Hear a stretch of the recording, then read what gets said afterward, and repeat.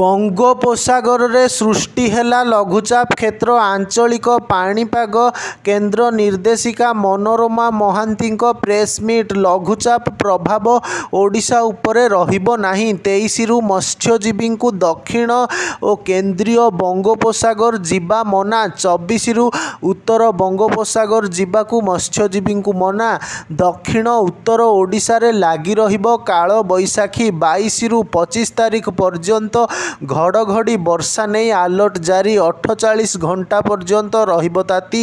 ଆଭ୍ୟନ୍ତରୀଣ ଓଡ଼ିଶାରେ ପାରା 40 ଟପିବ। 25 ତାରିଖରେ ପ୍ରବଳ ବର୍ଷା ନେଇ ବାଲେଶ୍ୱର ଜିଲ୍ଲାକୁ ୟେଲୋ ୱାର୍ଣ୍ଣିଂ ଜାରି ହୋଇଛି। ସେହିପରି 24 ଓ 25ରେ ରାଜ୍ୟର କିଛି ସ୍ଥାନରେ ବିଜୁଳି ଘଡ଼ଘଡ଼ି ସହ ବର୍ଷା ପବନ ହୋଇପାରେ। ସମ୍ଭାବ୍ୟ ଲଘୁଚାପ ଓ ଅବପାତ ପ୍ରଭାବରେ ଦକ୍ଷିଣ ବଙ୍ଗୋପସାଗରରେ ପବନର ବେଗ ଘଣ୍ଟା ପ୍ରତି 35ରୁ 45 କିଲୋମିଟର ଓ ବଢ଼ି 55 କିଲୋମିଟର ଛୁଇଁପାରେ ବୋଲି ପାଣିପାଗ ବିଭାଗ ପୂର୍ବାନୁମାନ କରିଛି। 22 ତାରିଖ ପରେ କିମ୍ବା ଲଘୁଚାପ ସୃଷ୍ଟି ହେବା ପରେ ହିଁ ଚିତ୍ର ସ୍ପଷ୍ଟ ହେବ। 2 ଦିନ ପାଇଁ ପ୍ରବଳରୁ ଅତି ପ୍ରବଳ ବର୍ଷା ନେଇ ସତର୍କତା ଜାରି କରିଛି ପାଣିପାଗ ବିଭାଗ। 24 ତାରିଖରେ ଜଗତସିଂହପୁର ଏବଂ କେନ୍ଦ୍ରାପଡ଼ାରେ ପ୍ରବଳରୁ ଅତି ପ୍ରବଳ ବର୍ଷା ଏବଂ 6 ଜିଲ୍ଲାରେ ପ୍ରବଳ ବର୍ଷା ନେଇ ୟେଲୋ ୱାର୍ଣ୍ଣିଂ ଜାରି ହୋଇଛି। ସେହିଭଳି 25 ତାରିଖ ପାଇଁ ପ୍ରବଳରୁ ଅତି ପ୍ରବଳ ବର୍ଷା ନେଇ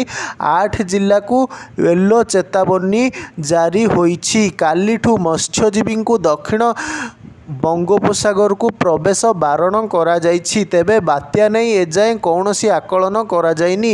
25 ତାରିଖରେ ରାଜ୍ୟରେ ହେବ ତୃତୀୟ ପର୍ଯ୍ୟାୟ ନିର୍ବାଚନ।